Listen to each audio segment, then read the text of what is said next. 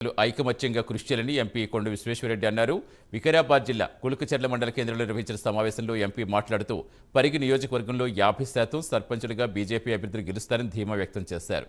స్థానిక సంస్థల ఎన్నికల ప్రచారానికి ఎంపీ కొండ విశ్వేశ్వరరెడ్డి వెళ్తున్నట్టుగా తెలిపారు.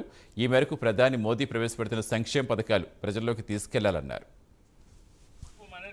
మోడీ గారు కలిసిండ్రు, నేను ఈటల రాజేందర్ గారు, రఘునందన్ రావు గారు, అరుణ గారు మళ్ళీ కలిసిండు.